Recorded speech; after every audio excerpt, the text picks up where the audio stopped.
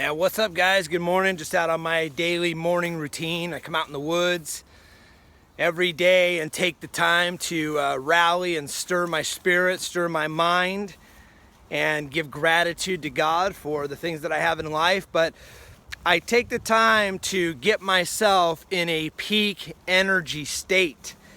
And, it's extremely important that we have ourselves in the best state possible. What I mean by that is our best mental state, our best emotional state, our best physical state. And oftentimes we get out of bed and we're dragging and our energy's low. And how good of decisions do you think we're going to make from that kind of energy? What kind of actions do you think we're going to take from that kind of energy? In this life, we need to put forth a lot of energy, a lot of positive, strong energy, if that's what we expect to get back. So we got to put ourselves in state, and we need to create that state change in our own bodies, in our own lives. And so we need to do that through a repetitious cycle every morning. You need to listen to people who inspire you and motivate you and encourage you to live at your highest peak potential. You need to listen to some music maybe that gets you energized, get your body moving, get your body flowing. Do your morning workout. Get yourself in your best peak possible state to meet the challenges for the day, and come at it with your best energy. Come at it with all that you can be. Let's not go half-heartedly. Let's not go with, half the energy that we have. Let's not be making, life decisions with half the energy. We need to make sure that we get ourselves going, and that's why you should have a morning routine every morning where you get up and you get yourself stirred. My morning routine every morning, the first thing I do when I get up is I listen to morning affirmations. Affirmations that speak to my subconscious as well as my conscious mind about the possibilities that are for me, about possibilities in my life. That there is nothing that I can't do in this life, right? That the only limitations I have are the limitations that are set up in my own mind, right? That anything I go for and try to do, that I succeed in. And that's what it is. If your mind, if you tell yourself those things and you believe those things, you're more likely to take action. And wherever you take action, you're going to have results. So that's the first thing I do. The next thing I do is I take about 5 minutes to read an ebook, something that just gives me some new information on a book somewhere that somebody's written, and something good, that's good food. Just take 5 minutes and read a small ebook on your iPhone, or read a book that you have. Get valuable information. That's extremely important.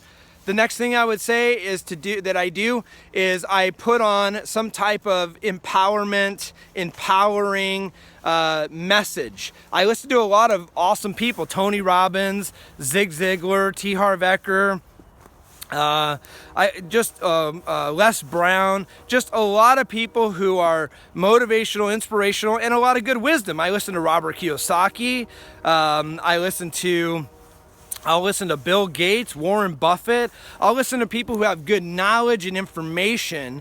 Oftentimes I want to get more inspired in the morning, so I'll listen to something that's a little more inspirational and leave the heavier learning for mid-afternoon, late evening. But you want to get inspired, you want to get motivated first thing. Then I'll come out here in the woods. And when I get out here in the woods, I'm listening to some music, I'm going, dancing, getting excited. And then what I'll do is one of the most important things that you can ever do, which is to take the time to envision your own success. Take the time to touch your future, as I call it. Take the time to feel the feeling as if that future you desire is already a reality. Jesus says that we have not because we ask not, right? It's true. And Jesus said, whatsoever things you desire when you pray, believe that you receive them and you shall have them. It's as clear as day if you ask me. Whatever things that we desire, believe that you have them and you shall receive them. It's a part of the laws of the universe. That's how, prayer is two things. One, it's activating our faith activating our faith. Our faith is important. We must believe that we receive the things that we ask for. Otherwise, you're not going to get them. Then there's also the point where sometimes we're out of faith. Sometimes we have a hard time believing and we're just in such a desperate mode. And of course, God is a God of compassion. He's going to help us, right? And so just like the man Jesus walked up to and said, "Do you believe that I can heal you?" You know, he was blind. "Do you believe I could do this?" He said, "Lord, I believe, but help mine unbelief." And Jesus was moved with compassion and he healed him.